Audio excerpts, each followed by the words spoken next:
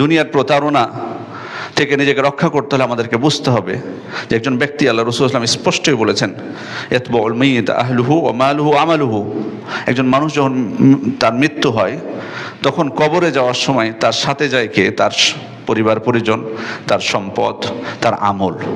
পরিবার পরিজন এবং তার সম্পদ ফিরে আসে, কিন্তু তার আমলটাই তার কাছে থেকে যায়। এজন্য এবং আমরা আসলে আমাদের সম্পদ হচ্ছে সেটুকুই যেটুকু আমি খাচ্ছি, মা আকালা ফা আফনা, যেটুকু খেয়েছি এবং খেয়ে শেষ করে দিয়েছি। আউলা বিসাফা আবলা, যেটা আমি পরিধান করে পুরাতন করে দিচ্ছি।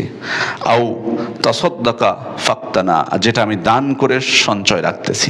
এইগুলো হলো মূলত আমাদের সম্পদ। এর বাইরে যেটা, সেটা আমাদের সম্পদ না, এটা হলো ওয়ারিসদের সম্পদ, উত্তরাধিকারীদের সম্পদ। সম্মানিত উপস্থিতি, পৃথিবীতে আসলে এমন কোনো মানুষ হয়তো আমরা দেখি নাই যে অনেক সম্পদ সে অর্জন করেছে, মৃত্যুর সময় সে সম্পদগুলো কবরে তার সাথে দিয়ে দেওয়া হয়েছে। এটা কিন্তু কখনোই ঘটে না পৃথিবীতে, বা কেউ এটা কল্পনাও করে না বা বলেও না মনে হয় যে আমি যখন মারা যাব খবরদার আমার সম্পদগুলো আমার কবরে দিয়ে দিও, যাতে আমি সেখানে উপকৃত হতে পারি, সেটা দিয়ে আল্লাহ তাআলার কাছে রেহাই পেতে পারি। কখনো এটা কেউ বলে না।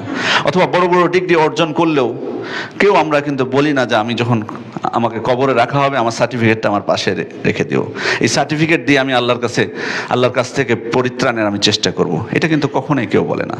যেই হই না কেন, যত বড় মানুষ হোক না কেন, যত ক্ষমতাশালী মানুষ হোক না কেন, যত দুর্বল হোক, ছোট বড়, আলেম বিত্তশালী, যত বড়ই হোক, রাজা বাদশাহ প্রজা, সবাইকে কিন্তু মৃত্যুর পরে ওই সাদা ওই টুকরোর মধ্যেই কিন্তু সেখানে তাকে জড়িয়ে দেওয়া হয় এবং মাটি খনন করে সেখানে রাখা হয় এবং তার উপরে মাটির উপর মাটি রাখা হয়। স্বর্ণ দিয়ে, রৌপ্য দিয়ে কাউকে চাপা দেওয়া হয় না। সম্মানিত উপস্থিতি, এটাই হচ্ছে দুনিয়া।